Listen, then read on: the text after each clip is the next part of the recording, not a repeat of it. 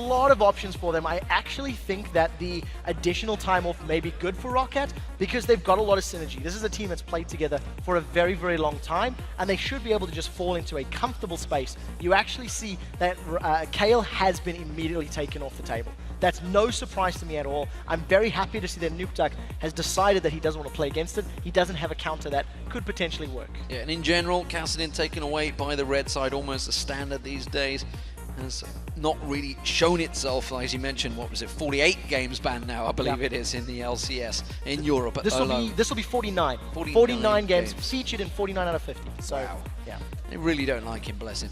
Pantheon banned out, taking that away from Jankos. No shock there. He has played fantastic on it. Renekton also taken away from Zorozero. Big champion for him. But Thresh taken away from VandeR. He was MVP last week on that champion. No shock there. Roccat now decide, do they want to ban Elise or Annie? If they want to ban the Annie away, VandeR has played Morgana in the past. He can go to a comfortable pick.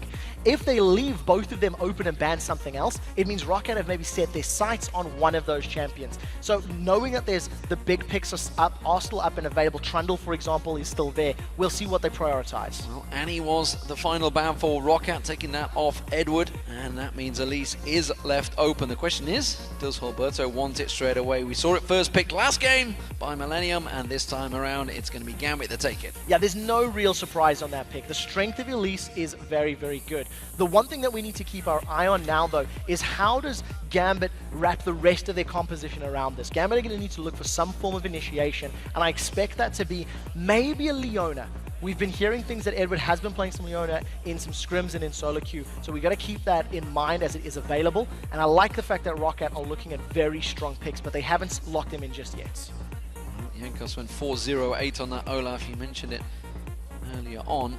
He is considering it, but actually going to leave it open. They don't need to go for it right now. Instead, they're going to go for that AD carry for Celaver. That's going to take it away from Fury. You took the words out my mouth. Because of the fact that Elise was locked in, there's no rush on securing that jungle champion. What it also does is it allows Roccat to maybe even tailor the jungle pick depending on what the rest of Gambit locks in. If Gambit now start counting on the fact that, hey, Olaf is a consideration, maybe it allows Roccat to counter pick that one. The Trundle and the Lucian, just super powerful picks. Lane bully is for the Lucian. Trundle, we've seen how effective it is, how we can scale into the late game. Youngbuck did phenomenal in the previous match, and I'm expecting Xaxus to do similar. Well, we see the Shyvana locked in. That's going to be for Zorozero. This surprised me because last week we saw Mima pulling out the Lissandra up against that Trundle, and we know from the summer of 2013, Zorozero certainly can play that champion Lissandra. Yeah, he definitely can, and I wonder if the thinking behind that is more to avoid going for a double AP comp that requires a lot of synergy. In order for those compositions to work off, you've got squishier champions, it's more difficult to effect in a team fight. Gambit aren't going to have that level of calling or coordination necessarily. What I also like is Zorozero's on a champion that can make an impact. Yes, Shyvana took some hits in this patch, but she's still going to bully Trundle, still going to be a split-pushing monster, and has the ability to disrupt the backline team fights of Roccat. Well, of course, Shyvana and Caitlyn were picked out there. We're just waiting for the final choices from Roccat. It is Morgana and Lucian currently hovered over. And waiting to see, of course, VandeR has played Morgana. 1-2 out of 2 so far. Could it be 3 out of 3? Lucian also locked in for Jankos. I'm not surprised by that pick at all. Morgana is VandeR's #2 champion pick. Every time Thresh is either banned or first picked or taken away from him, he trends to it. What I like about the Morgana is you have got a fairly safe initiation power with that Dark Binding. It is a very long range route. And what I also like is the power that you have in terms of defending engages. When champions like Elise and Shyvana dive on you, you throw those soul shackles out and it makes your team fight strength very, very powerful, allowing you to stay back, stay safe, and stun people up. Well, my name Zed has been locked in for Nukeduck in this mid lane. It's a champion we saw played so successfully for Nukeduck during the summer of 2013 for Ninjas in Pajamas, and he's going to pull it out here up against Overpow. I'm happy to see Nukeduck going onto an assassin champion. It is very powerful. It's also going to be able to get multiple kills here. Other than Trundle, everybody else so far for the Roccat squad is actually very, very squishy. So there is kill potential, there is roam potential, and we've seen Zed fall a little bit out of favor, but he didn't necessarily lose a large amount of power. He still has the ability to just insta-give anybody with that death mark. An interesting support pick as well. Lulu picked up for Eddie there. That's doing a dual purpose. That's taking it away from Overpow and also giving it to Edward. Part of the reason for this is because of the amount of support bans. With the Thresh gone, the Annie gone, the only real alternatives was the Leona or the Lulu. And the Lulu's going to be a little bit more of a reactive pick. It also signals that Gambit have got an incredibly powerful split pushing team. Shyvana can split push, Zed can split push, and they can allow themselves to go for like a 1-3-1 setup. If any team knows how to do that, or maybe how to play it to play against it, it's going to be Roccat. It's what they've been doing many times. Well, you say that, it may well actually be purposely picked into it because they know that's what they're expecting to come out from Roccat. They know Xaxus is going to be doing that. You can see teleport on him already, and we've seen VandeR doing it successfully before. With that, Ziggs finally locked in for him.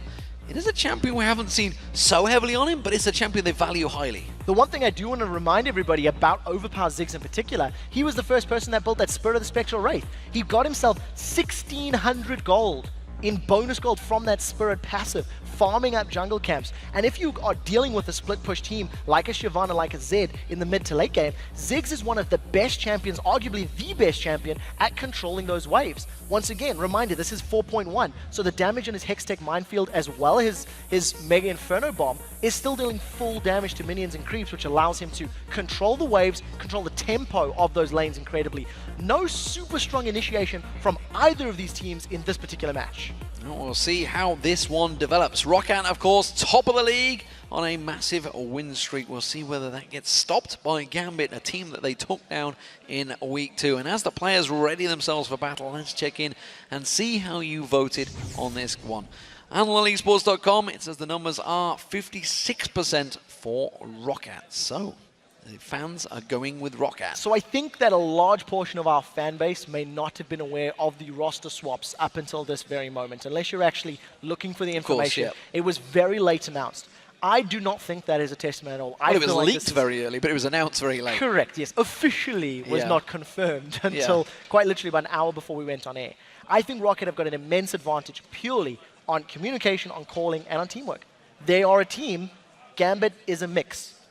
Admittedly, multiple members of Gambit have played together online in different competitions, but I don't know if it's going to hold up, especially with Nukeduck on this stage. He's not got a good record. Well, Eddie and Subs, apparently, is what the team is going to be called, so we'll see how that works out for them as we move into the game. Starting off for Game 2. It is going to be Gambit up against Roccat. Gambit will be starting as the blue team, and Roccat, of course, as the red team. We'll see how this one progresses, because well, Gambit, they could cause themselves a giant upset. And you know what?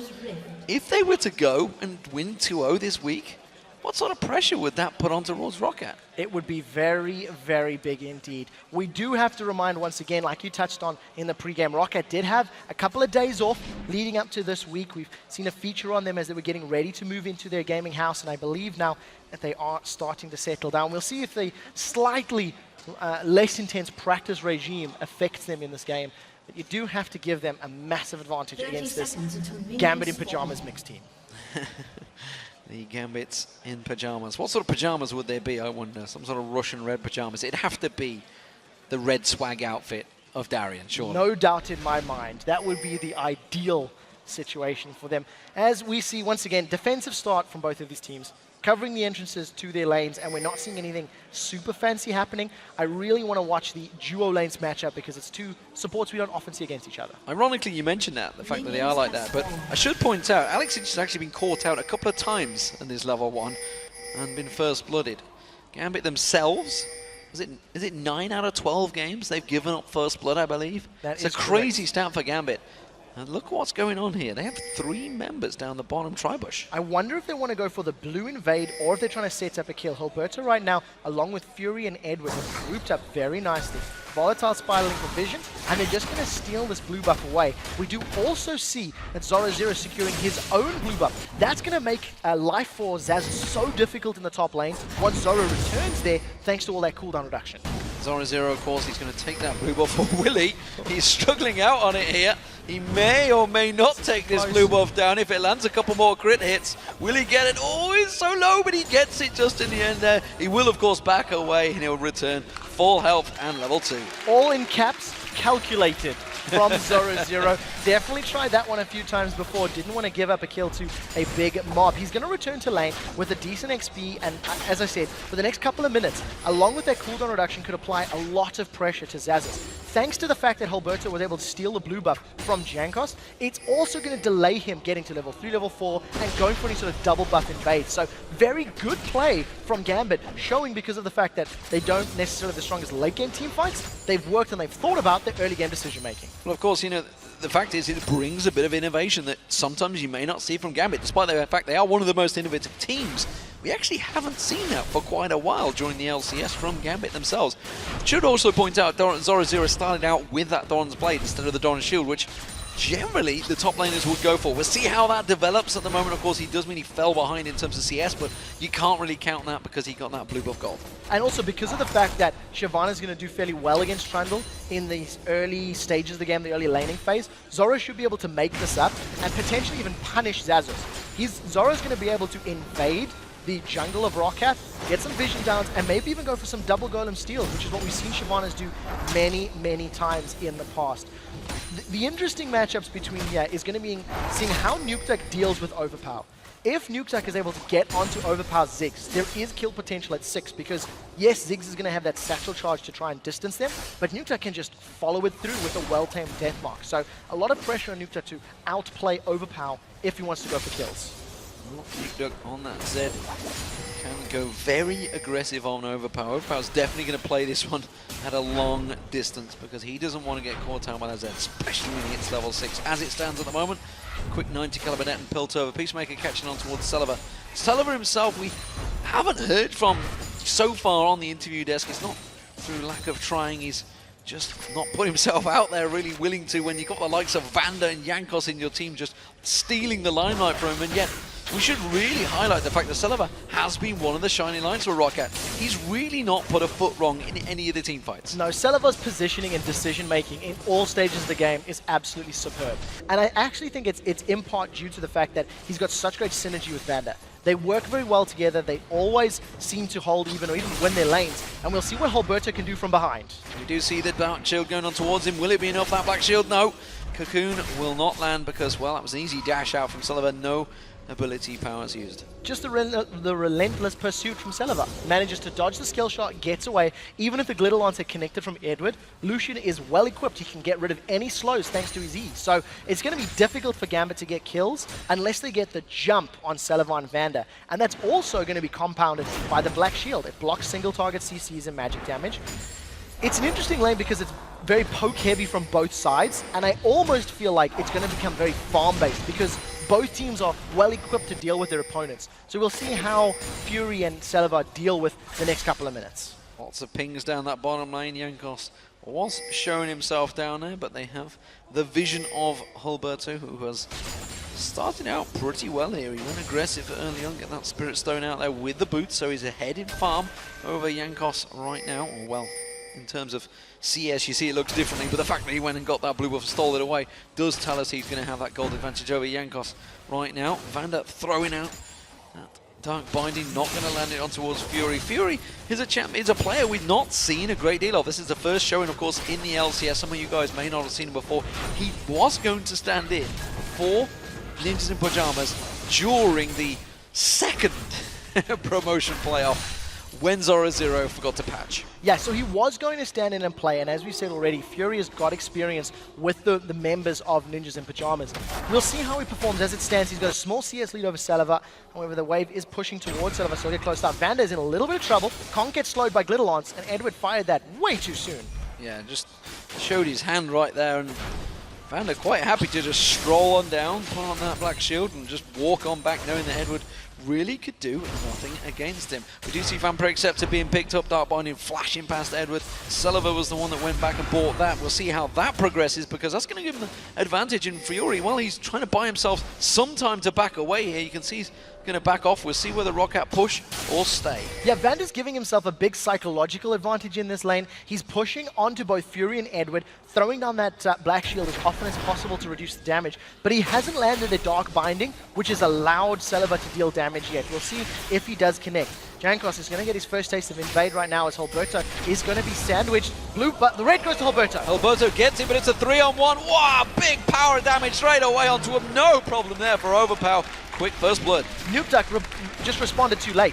We've seen him moving to the mid lane, but he simply didn't get there in time. And Gambit, they made the invade. Hulberto started that one off. Zorozero was low on HP, and thanks to Overpow just getting in there very quickly, easy first blood for Roccat, and the red buff secured for Nukeduck. So this is going to allow him to put even more pressure on Nukeduck in this lane. The problem is Zorozero was already low. The subjugate had already been used by Xaxus, the ultimate for Trundle in that top lane, so really didn't want to get involved in it. We do see the Dragon's Descent being used by Zorozero, just pushing that lane, trying to get on towards Xaxus, trying to force him back so he can buy himself some time to back away. We did see Xaxus, of course, went back very early on, got himself Doran's Blade along with that shield, being a proper warrior in the top lane. Blue buff going across to Overpow. This time around, it is going to be Rockats. So blue buff secured. We got a lot of members pulled up for that one. You actually see both Celaver and VandeR came up from the bottom lane, even though they were farming up that white. And we're looking for a kill. Nukeduck is going to get some poke onto Overpow. That's actually very good damage, landing both that Shadow Slash as well as the Shadow Shuriken works in his favor. Well, when you do walk straight past that Living Shadow, it's kind of opening yourselves up for that damage. We did see Fury going back, just dodging out that Dark Binding once again. He picked himself up a BF sword, so he's got a lot of damage in this lane phase, and he's going to need it up against Celaver. It's going to give him an advantage right now because of the fact that Celaver doesn't actually have the same amount of on-hit damage, but as it stands, it is just a very farm-heavy lane between the two of them. Nukeduck is just going to grab himself that blue, waited for his E to come off cooldown. Again, just slightly slower lane phase. We talked in the pregame how I feel that if Gambit do not actually grab themselves a strong advantage in the laning phase, I really don't see them out-rotating or out-team fighting Roccat. So we need to see what Hulberto's going to do. He's invaded blue, worked out. Invaded red, gave up first blood, and now Hulberto's just sat back in lane. On the same token, Jankos has been just a farmer right now. He hasn't gone for any ganks. Roccat starting it slow up against a Gambit team. You know, in the lane phase, it doesn't matter really who is in the team.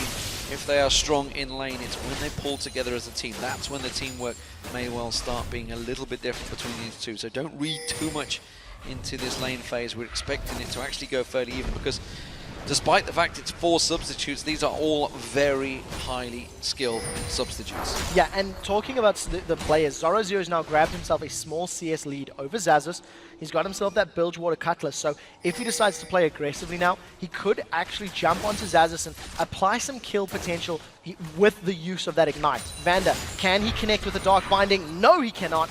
And Jankos is going to be forced to back away. That minion, very unhappy with his damage right now. Flash ulti coming out there is not going to pull off though. Instead, they're all going to back away. He's going to try and go in. Jankos could not get the other side of Edward there, quickly using that wild growth to keep him away. So one flash next, they've got Edward now. Oh, Dark Binding this time didn't land, but the kick did, and Edward's going to get taken low. One more shot should do it. Celaver takes the kill. Very well played. Edward should not have gone in that quickly. I think he wasn't anticipating the re-engage from members of Roccat and was forced to... He just gave up a kill. The one thing that was smart from Roccat is they burned 1 flash from VandeR for 2 from Gambit. Now, all of a sudden, Hulberto's moving to the top lane. They want to dive Xaxus. Zorozero taking very low, though. He can't tank this one out. That's going to be a Mega Inferno bomb coming in. He just dodges out of it. Doesn't quite get the shot. The tower's not landing on him. Hulberto quickly repelled away and tanked that one out. Very nicely combined by Gambit. And that is how you punish a Trundle in lane. When you have a champion that can get kills, has an Ignite, and is able to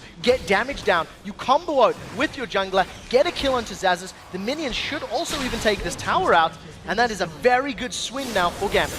And just going back towards that bottom lane, I wonder if Edward was simply caught out by the fact that VandeR had put all the points in towards that Dark Binding. He's literally thrown everything in towards it, 4 points on it as the support. Maybe he wasn't quite expecting the cooldown to be as quick as it is. Eddie's going to go down, ward out that dragon. And it's a good start for Gambit despite the substitutes. Yeah, the fact they've got the tower down against Xaxus is going to open up that area of the map. I do expect Zorozero to begin to try snowball that lead further. He's got a 30 CS lead, 25 or so CS lead, got a kill, got the tower, and we talked about how we can invade in the jungle of Roccat. Now what he needs to do is pull Hulberto and Nukeduck with him. The rest of them, however, they've decided to go for Dragon. This is actually a very smart call. There's no one from Roccat that can respond quickly enough, and it doesn't even look like they're going to challenge for this one. Another objective for Gambit. So, Gambit continue that gold lead, taking that first Dragon down and continuing the Gambit style, really, taking that first objective. So, again, though, as you just pointed out to me, Overpow got that Spirit of the Spectral Wraith. So he's going to once again go for the sustain, get some of that HP back from killing off monsters in the jungle. And what we did see from Roccat the last time they went for this mid laner and that itemization is they just went for the mega late game. Got to the point that Overpower was 6 items and then sold it. And this is the trade. Xaxus is going on Zoro.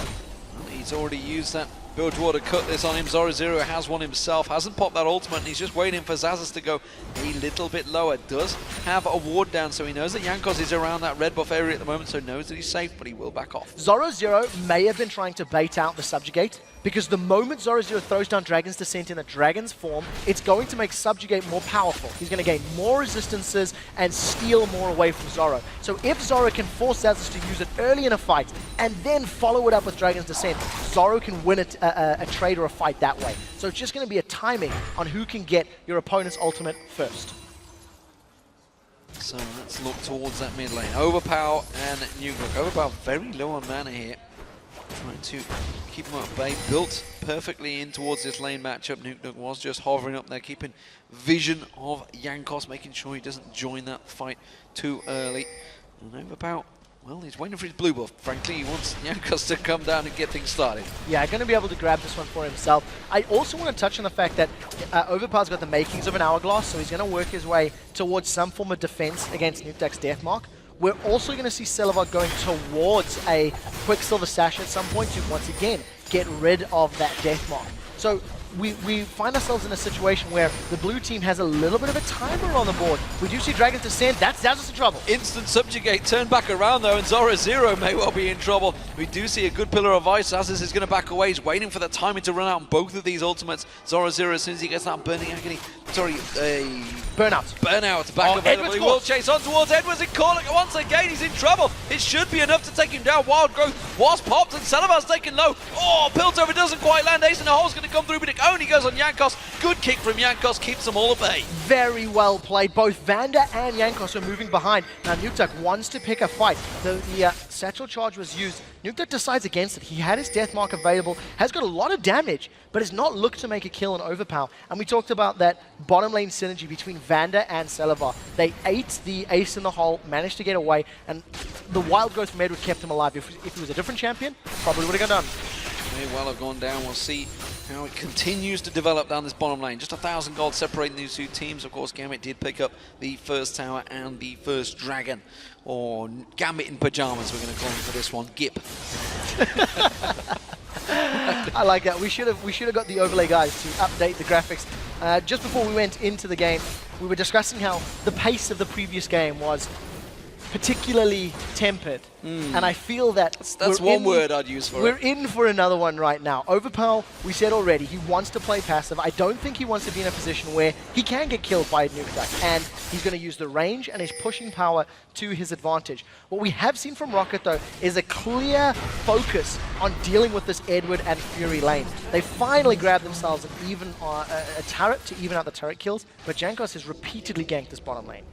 It is the middle lane that may well be the next focus. Nukeduck and Hulberto hovering around there, going to come in, try and get some damage down on there. We will see Overpow returning, so quickly wipe out that way. Throws out the mines, the pack, everything available, and force them back from that turret. Bottom lane, again, we see VandeR backing off. Celaver's on his own right now, and it's down for Gambit to try and shove on that tower.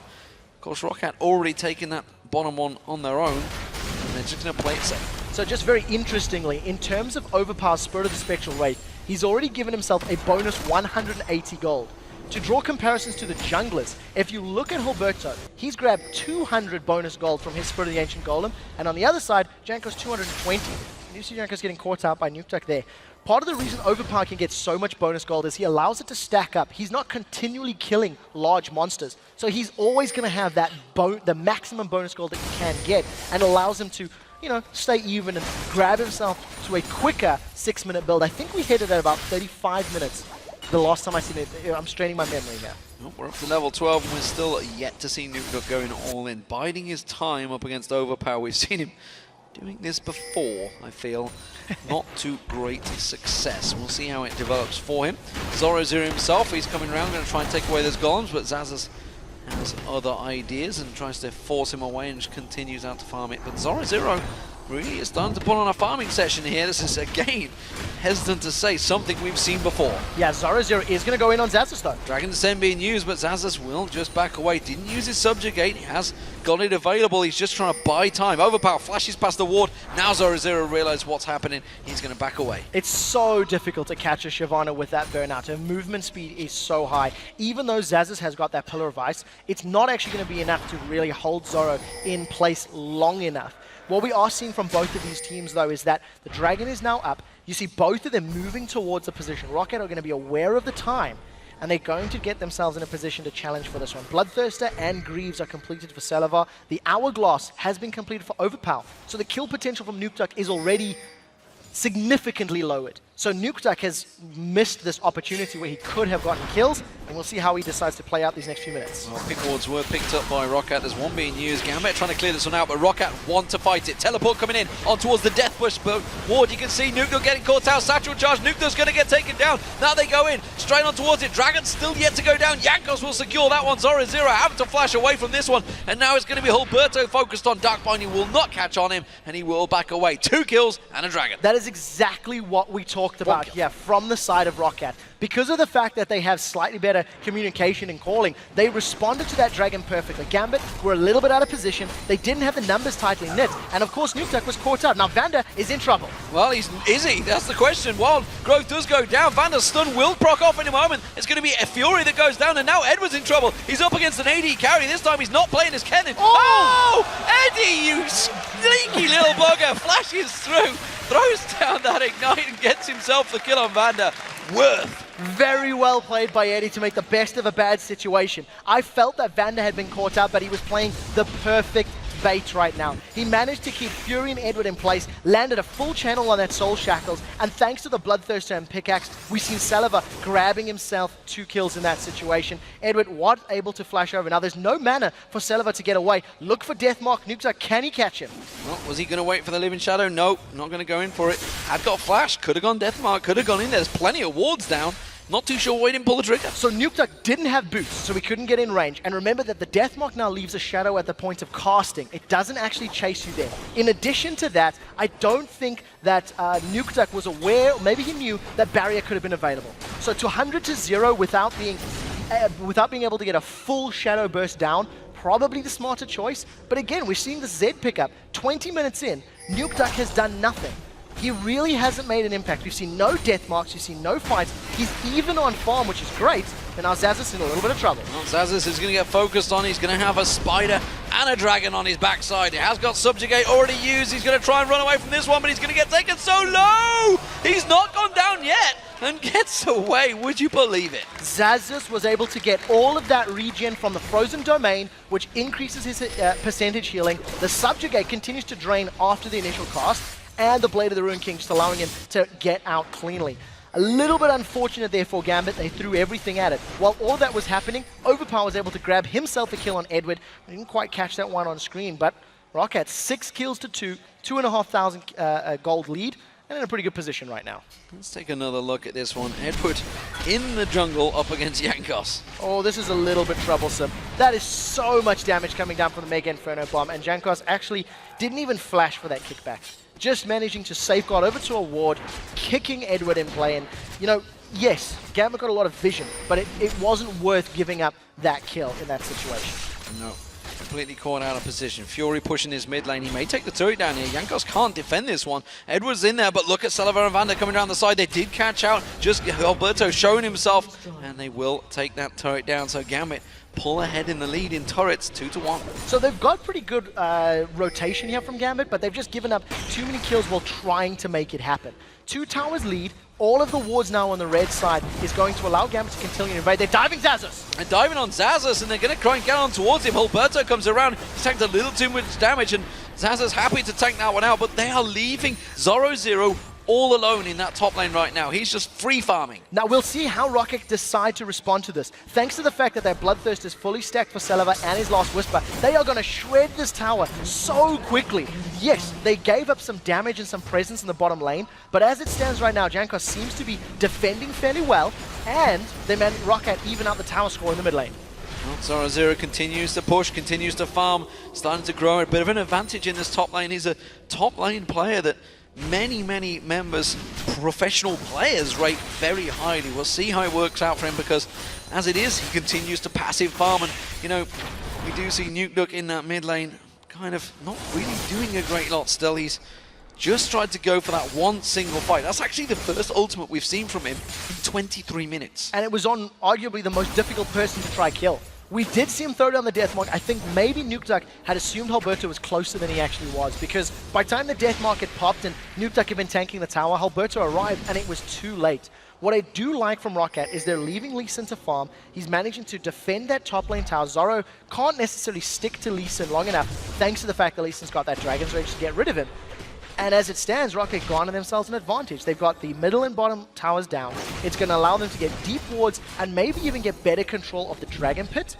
And we've been seeing Gambit try to get control of Rockat's red buff in that top lane area. As it stands, Rockat's strategy is working a little more effectively. Yeah, while this is all happening, of course, let's not forget Overpow now 3-0. Got himself the Zhonya's, got himself the Void Staff, and Spirit the Spectral Wraith very early on with a blue pot in his bag now, ready and waiting to go. I feel that Roccat are waiting to pull a trigger on something. They're not even waiting. Look at the mid lane. There's so many members. Xaxus realizes that Deathmark's not a big threat for him. He's challenging Nukeduck. He's going back in once again. He's got the Subjugate available, pops it down. Is it going to be enough? Xaxus taken very low. This could be Nukeduck's first kill. The Ignite running, it should be, and Nukeduck takes it down. What advantage was gained from Roccat? I'm not sure, because Zorozero is closing in and Roccat in the mid lane. Yes, Xaxus ran straight into the shadows. Had the Deathmark been thrown down and Xaxus backed away sooner, he wouldn't have eaten all of that additional shadow splash damage. Unfortunately for Xaxus, he maybe overestimated his strength right now. We do see the rest of Roccat grouped in the mid lane. In comes Zoro from the background. This could be a fight. If Zoro decides to use that Dragon's Descent, it's going to be a 4-on-4 as Nukeduck split pushes. They're happy to take the pressure on towards them. They're pushing in towards it. Zorozero still just lingering off the side, waiting time. Nukeduck's coming in from the side now. Roccat realized the danger of the situation. They're finally backing off. That's actually smart play from Zoro. Even though he didn't pick the fight, he forces Roccat to back away. Nukeduck has started himself off this dragon. Living Shadow is available to get over the wall, and I think he's going to need to do it. He can't run the risk of being caught out. Tilt over, not this time. Not quite going to catch it out. No smite used though, actually. It was just simply Jankos getting it with basic attacks, so it was possible. Blue buff going to get taken by Overpow. There was a tower taken, of course, in that bottom lane, so Gambit continuing to keep the pressure on. They've taken down more towers than Roccat in the lane phase. So I'm pleasantly surprised at the fact that Nukeduck got that kill on Xaxus. I had actually assumed going into that fight that Xaxus was going to be able to deal with Nukeduck, but the fact that Nukeduck can kill him right now means that Gambit needs to make use of that presence. Go back to the split pushing, leave Zoro in the top lane, throw Nukeduck back down in the bottom lane, and whoever tries to challenge them is going to have a very difficult time.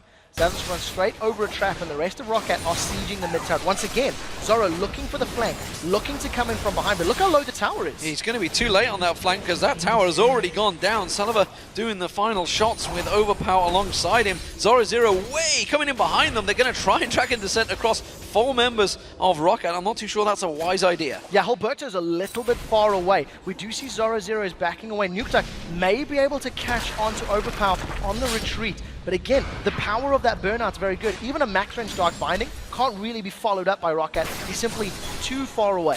Yeah, they're just keeping him at bay. They're going to catch out towards him. Zorozero, you're going to have to flash away from this one. The explosive pack didn't quite land. Mega Inferno bomb didn't land either. Xaxus was chasing in it. Instead, they're just going to take the blue. Yeah, so Zorozero gets out with his life, taking too much poke there from Overpow. We actually seen both Edward and Zorozero being just dropped down by those bouncing bombs over and over. Roccat have decided to rush down this bound. They have walked over a ward, so Gambit are aware of it, but they know that Zoro's not there, and Overpow is just running interference. Nukeduck is going to have to go in very quickly. Baron's down to less than half. Hulberto's got to run in, but he's been caught out by Dark Binding. He's going to go down. There's nothing he can do about it. That is the jungler gone, and this is desperate times for Gambit. They could be losing out on this Baron. I don't see anything they can do about it. Roccat secure it. And that's the power of the Morgana. As long as that Dark Binding does actually connect, it allows Roccat to peel away, grab themselves that kill. It's going to be a safe Baron. They've now got a 4,000 gold lead. They're even on towers. But thanks to the Baron buff, if Roccat play the Siege game even further, VandeR's in trouble. Oh, no, he's not. He's just going to hit back straight away from that one. The pop comes out, not enough. Black Shield will save the day. I tell her why.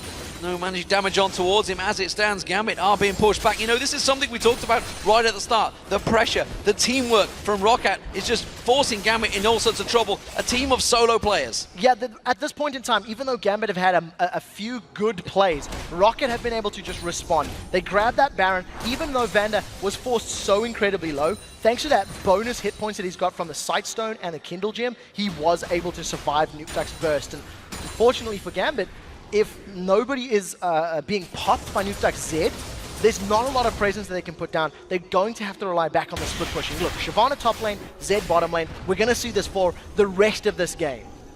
Well, Xaxus pushing on towards Zorozero was fairly ineffective in the previous matchup.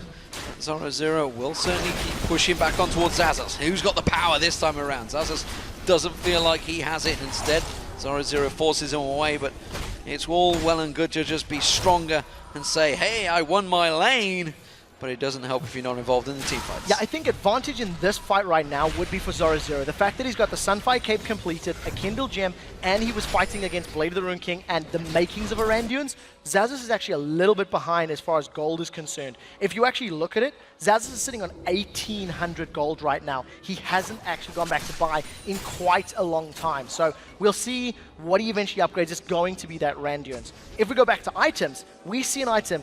I'm going to go on a limb and say this is the first time we've seen this in competitive play, definitely in the LCS. The Ohm Wrecker has been picked up for Overpow. For those of you that don't know, the Ohm Wrecker is going to prevent a turret from attacking for a couple of seconds.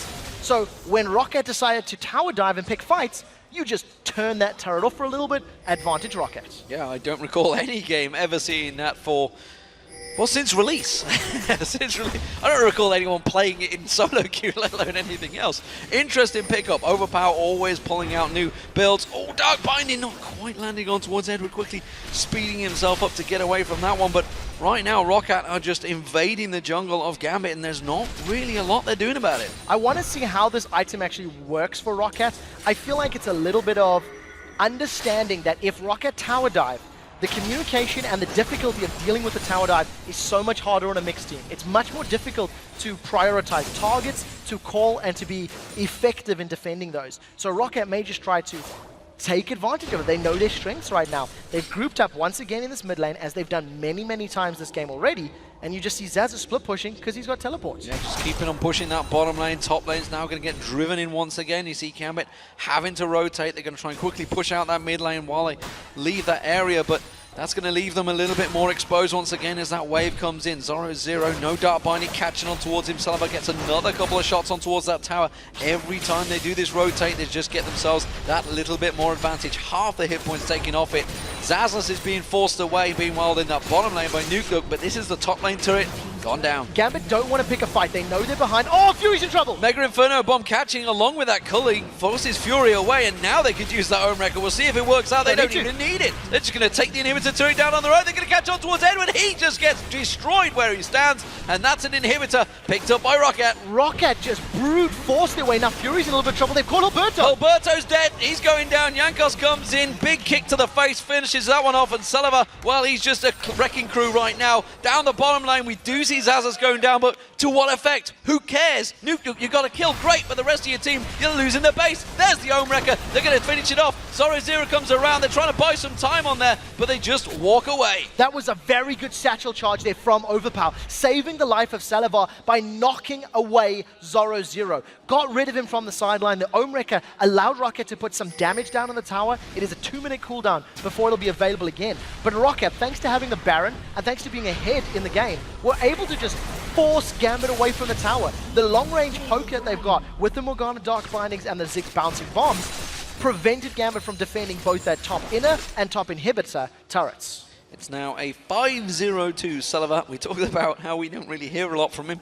Maybe it's time we do, who knows. 4-0-2 of course for Overpow as well, pulling out that Ohm Wrecker. First time we saw it used, didn't really have a great effect because Zorozero popped that ultimate to keep them at bay. But again, it's Roccat in control right now. They have a near 10,000 gold lead, 6 towers to 3, Baron up in 2 minutes. That's going to be the next focus. It gets so much more difficult for Gambit to win team fights now. There's a Guardian Angel on Xaxus who has died twice now to Nukeduck. So GA is going to allow him to come back to life and potentially lifesteal some of the HP back. We see a Quicksilver sessions on Celaver, and Overpow's had that Zhonya's Hourglass for a while. So the number of targets that Nukeduck can successfully kill and have a positive impact with is way less. Gambit waiting in the wins. They've got a good numbers advantage, but they took too long. They didn't initiate. They didn't have the information. There's no wards. They didn't know that Overpow was away, and they've only just got vision on Xaxus. Now VandeR's going to be dead. VandeR's dead, or is he? They're going to go in for him. They're going to throw everything at him, but they could turn his back around on towards Nukeduck. He tries to go in. Hulberto goes aggressive. Jankos is in the hole, catching just glancing off his backside. Eddie eating some mines there. But really, what do they get from it? One support. Yeah, at this point in time, Gambit needs to do that a bunch more. They need to get way more of those kills, and look at that damage from the bouncing bomb. That is so much burst. Mega Inferno bomb, well, Culling not quite landing on towards Fury there. He's just going to be wishing he could, but instead the teleport comes in. They're going to come around the side, and here's Xaxus that climbs in towards it. They catch on towards Nukeduck. Is it going to be enough? Double kill picked up by Overpow. Zorozero tries to go aggressive, trying to catch on towards them, and as it is, will he be going down? He's going to go towards Celaver. Can he get the kill? The shield comes out, the barrier bait. He does not get the kill. The regen from the Baron buff, which just wore off about 2 minutes ago, actually. I tell a lie, it was just lifesteal from the Bloodthirster that was doing the job. Meanwhile, the Nexus turrets are falling, and Roccat are rolling through the base. 20 seconds on the clock, and so much damage available for them. Roccat just wrecker down the turret, grab themselves another inhibitor. Nukeduck's going to try to defend. His death mark is up, but there's no way he can stop 4 members of Roccat. The rest of the team, they're on the Nexus turret, and Nukeduck is going to go down shortly. And Roccat will take themselves another victory, ladies and gentlemen. It's now 5 games on the trot as they take down Gambit in pajamas once again. And they really have separated themselves at the top of the league. 10 wins, 3 losses now. They are clear from anyone else getting close to them. They are going to be #1 at the end of this week, regardless of what happens.